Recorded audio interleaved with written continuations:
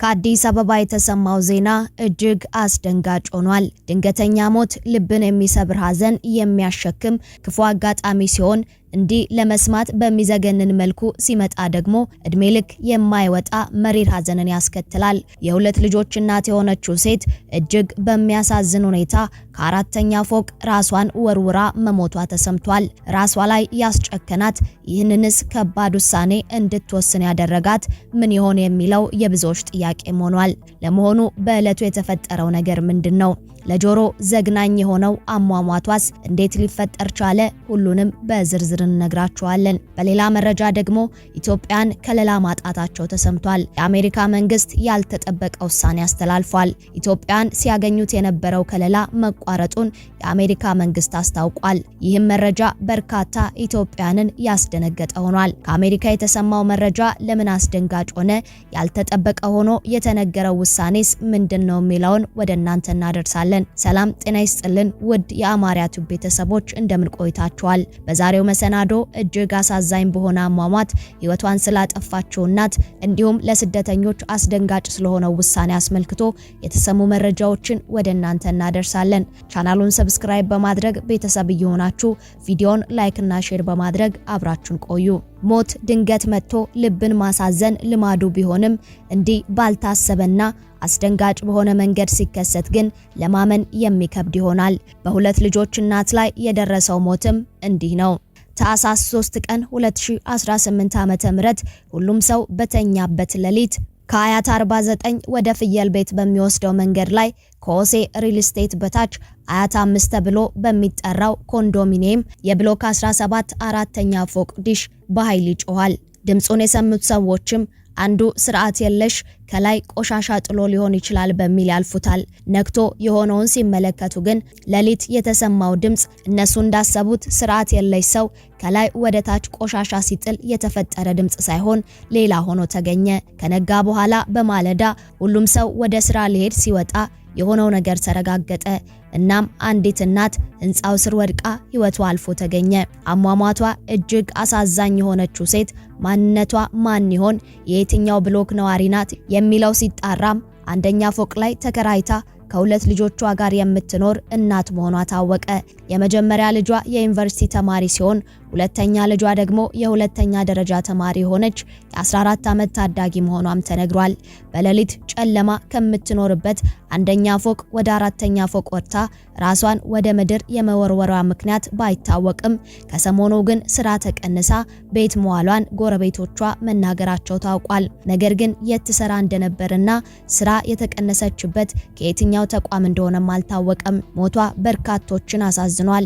ሁኔታው የተፈጠረው ሌሊት 10 ሰዓት አካባቢ በመሆኑ ስላወዳደቋ ስለ ሁኔታውም ምንም የታወቀ ነገር ባይኖርም ከአወዳደቋ ለመገመት እንደተቻለው ግን አራተኛ ፎቅ ላይ ተሰቅለው ከነበሩ የቲቪ ዲሾች ላይ በአንዱ ላይ ወድቃ ምድር የተቀበለቻት በጭንቅላቷ እንደሆነ የደረሰባት ጉዳት እንደሚያመላክት ተነግሯል። ፖሊስም አደጋው በተፈጠረው ዕለት ማለዳ በአካባቢው ተገኝቶ ማስረጃዎችን የሰበሰበ ሲሆን አምቡላንሱ ደግሞ ጠዋት 4 ሰዓት አካባቢ ተገኝቶ አስክሬኑን አንስቶ ለተጨማሪ ምርመራ ወደ ሆስፒታል መወሰዱ ታውቋል። የፖሊስ ምርመራ ሲጠናቀቅም ከአሟሟቷ ጋር ተያይዞ ያለውን እውነት ቢገልጽም ይህን ከባድ ውሳኔ እንድትወስን ያደረጋት ምንድነው የሚለው ከእርሷ ውጪ ማንም ሊፈታው የማይችል እንቆቅልሽ ሆኗል። አምላክ የዚችን እናት ነፍስ ይማር እያልን ለልጆቿም መጽናናት ይሁን በማለት ወደ ሌላኛው መረጃችን እናመራለን። ከወደ አሜሪካ የተሰማው ውሳኔ ኢትዮጵያንን እጅግ አስደንግጧል።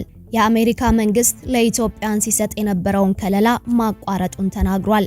የአሜሪካ መንግስት ከ3 ዓመት በፊት ኢትዮጵያን በጊዜያዊ የህግ ጥበቃ በሀገሪቱ ውስጥ እንዲኖሩ የፈቀደበትን አሰራር እንዲያበቃም አድርጓል። የአሜሪካ መንግስት ይህንን ጊዜያዊ የህግ ጥበቃ መብት የሚሰጠው በሀገራቸው ግጭት፣ የተፈጥሮ አደጋ ወይም ሌላ ለደህንነታቸው አስጊ የሆነ የተለየ ክስተት ካለባቸው ሀገራት ለሚመጡ ስደተኞች ነበር። በዚህ የጥገኝነት መብት ውስጥም ተቀባይነት የሚያገኙ ስደተኞች በዩናይትድ ስቴትስ ውስጥ እንዲሰሩና ከሀገር እንዳይባረሩ የሚያደርግ ጊዜያዊ ከለላን ያገኛሉ።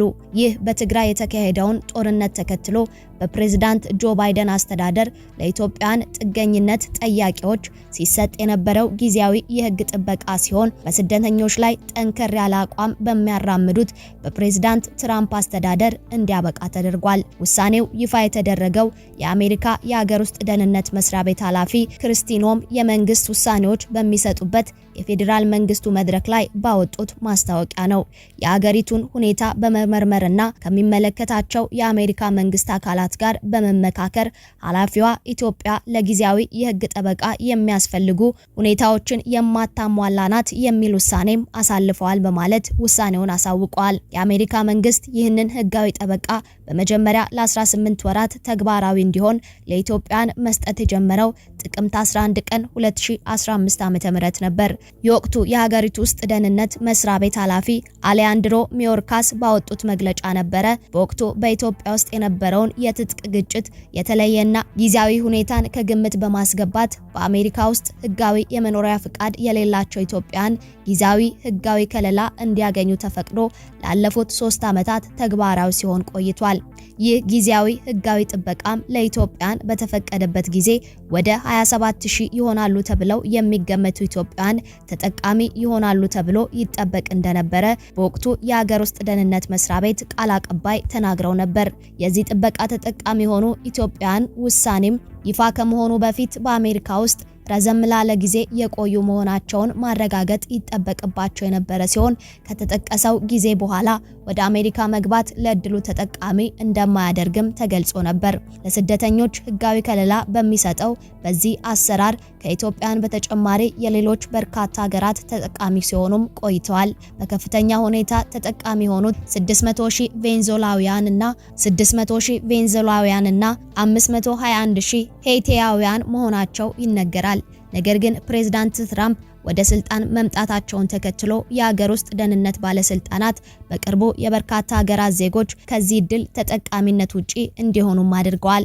አሁን ከከለላው ውጪ የተደረጉት ኢትዮጵያን ቀደም ብሎ የሃይቲ፣ የማይናማር፣ የደቡብ ሱዳን፣ የሶሪያ፣ የቬንዙዌላና የሶማሊያ ዜጎች ጊዜያዊ ህግ ጥበቃው የሚሰጣቸውን ተጠቃሚነት አጥተዋል። በዚህ ጥበቃ ስር ሆነው በአሜሪካ ውስጥ የመስራትና የመኖር እድል አግኝተው የነበሩት ኢትዮጵያንና የሌሎች ሀገር ዜጎች ፕሬዝዳንት ትራምፕ እያካሄዱት ካለው ስደተኞችን የማባረር እርምጃ ሊጋለጡም ይችላሉ።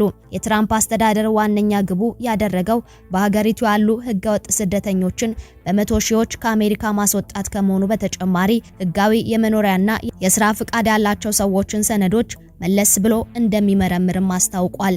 ይህም ውሳኔ በአሜሪካ ለሚኖሩ ስደተኞች ያልተጠበቀና አስደንጋጭ ውሳኔ እንደሆነ እየተነገረ ሲሆን በዚህ የከለላ መነሳት ብቻ በርካታ ስደተኞች ከአሜሪካ እንደሚባረሩም ተነግሯል። ውድ የአማርያ ቲዩብ ቤተሰቦች ለዛሬ ወደ እናንተ ያደረስነውን ወቅታዊ መረጃዎችን በዚያ በቃን። አብራችሁን ስለቆያችሁ ከልብ እናመሰግናለን። ዳግም በሌሎች ወቅታዊ መሰናዶች እስክንገናኝ በያላችሁበት ሰላም